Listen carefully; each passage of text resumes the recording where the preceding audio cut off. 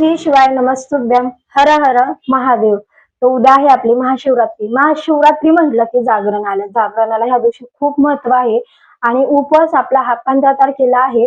पूर्ण दिवसभर शिवरात्रीचा आपण 14 तारखेच्या रात्री 7 ते 8 ह्या कालावधीत आपण जेवण करून घ्यायचं. त्यानंतर आपला उपवास चालू होतो. तुम्ही म्हणसान 10, 10:30, 11 ह्या टायमिंगला आम्ही जेवण करून 12 नंतर आपला उपवास चालू होतो. पण असं करू नका. जेवढं लवकरात लवकर तुम्हाला जेवण करता येईल तेवढं लवकर जेवण करून घ्या आणि नंतर उपवासाला सुरुवात करा. कारण नंतर आपण फलाहार घेतला तरी पण चालेल, पण 7 ते 8 ह्या कालावधीतच आपण जेवण करून घ्या.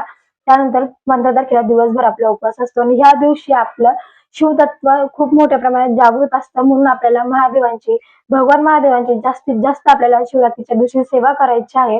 आणि ह्या दिवशी जागरणाला खूप महत्व आहे आणि शिव आणि शक्ती यांचं मिलनची रात्र आहे असं मानलं जातं. म्हणून आपल्याला भगवान महादेवांची सेवा करायची आहे.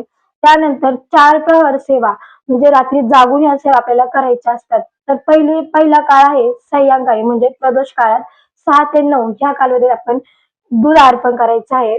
दुधाचा अभिषेक आपल्याला पिंडीवरती करायचा आहे. तर तुम्ही म्हणसान ताई आम्ही 6 ते 9 वाजेपर्यंत मंदिरात बसून राहू का? तर असं नाहीये. तुम्ही 6, 7 अगदी 8 वाजता पण तुम्ही दुधाचा अभिषेक करून घरी आले तरी पण चालेल.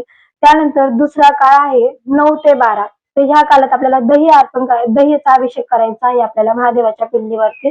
आणि तिसरा काळ आहे 12 ते 3. ह्या काळात आपल्याला तूप व्हायचं आहे म्हणजे तुपाचा अभिषेक करायचा आहे महादेवांच्या पिंडीवरती.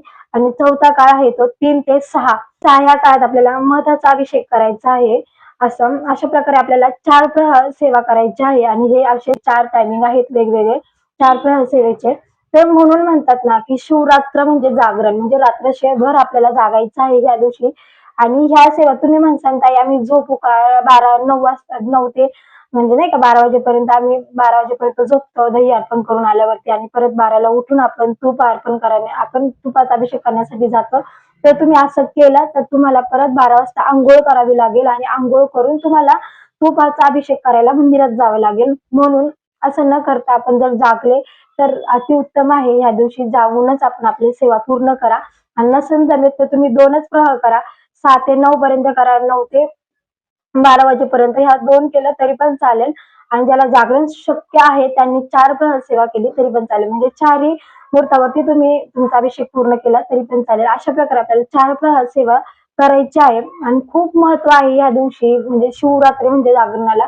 आवर्जून सगळ्यांनी जागून ही सेवा पूर्ण करा. जास्तीत जास्त सेवा करता येईल तेवढ्या सेवा महाशिवरात्रीच्या दिवशी करा. कारण रविवार आहे अर्थात सगळ्यांना सुट्टीच आहे.